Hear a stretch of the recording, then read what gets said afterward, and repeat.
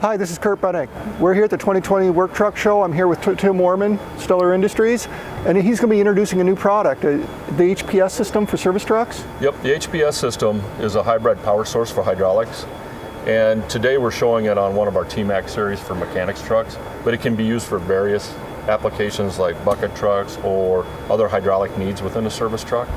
And what it is intended to do is remove the need from the chassis of a PTO hydraulic pump and have to run the chassis on the job site.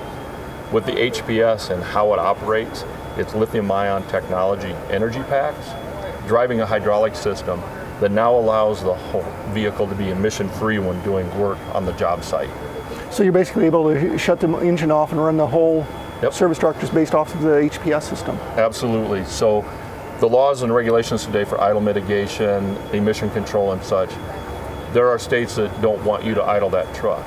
And if I'm a fleet manager, that's one of my highest expenses of fuel consumption when the truck sits and idles all day at a job site.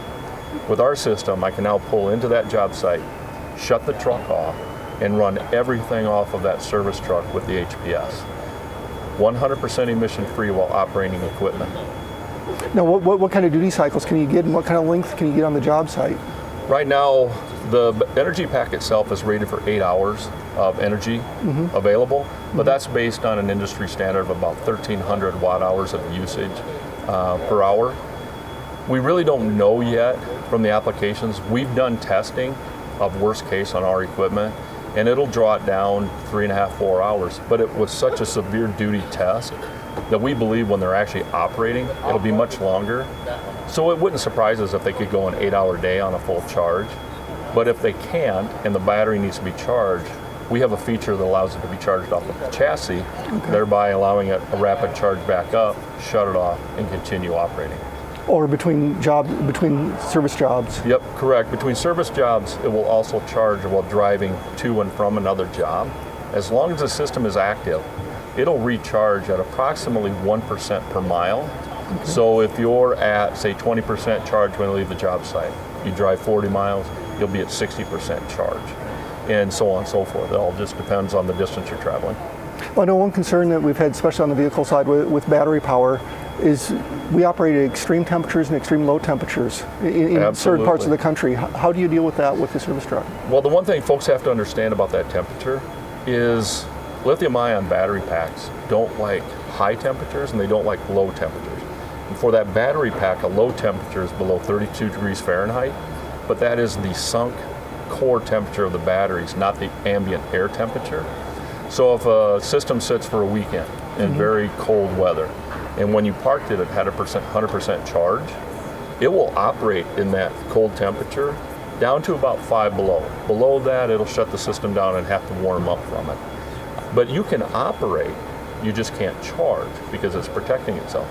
We have an integrated thermal system that recognizes that core temperature is too low and will automatically kick on, warm the system while you're operating, and within probably 20 minutes to a half hour, you'll be at a temperature where it will take a charge again.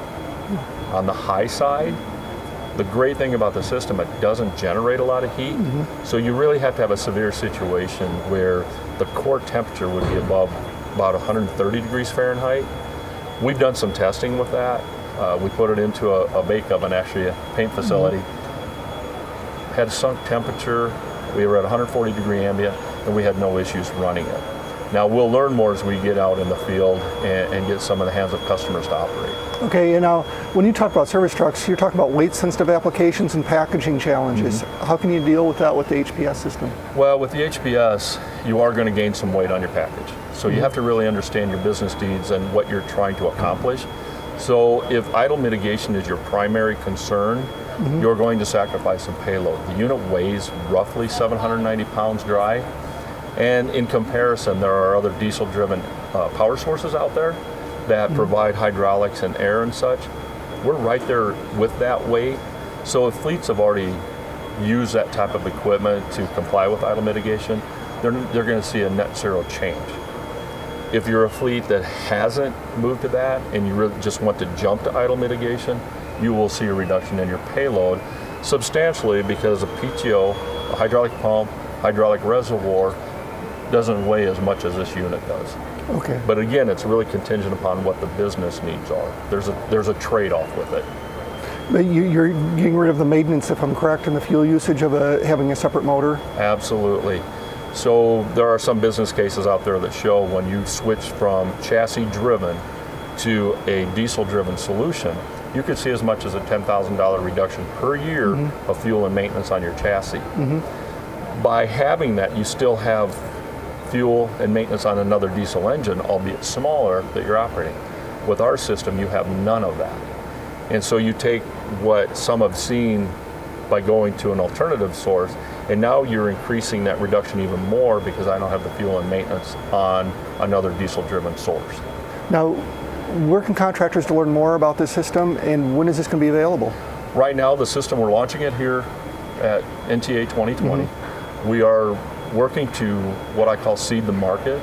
We want to get 15 to 20 in the field for the balance of the year, different regions, different customers, so we can learn more about it and make sure that we're really tight on our design and it's performing the way we expect it to, and then be in full production early 2021.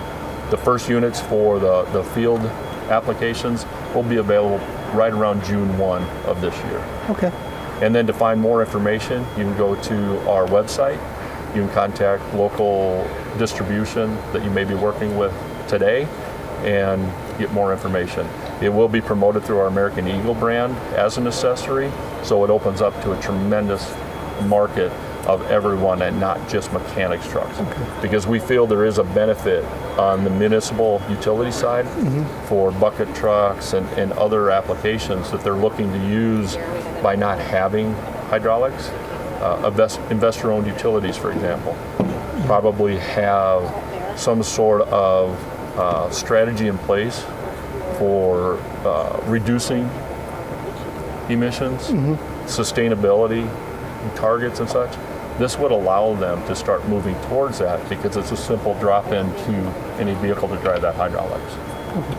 Well, thanks a lot, Tim, for filling us in on the new HPS system. Appreciate it.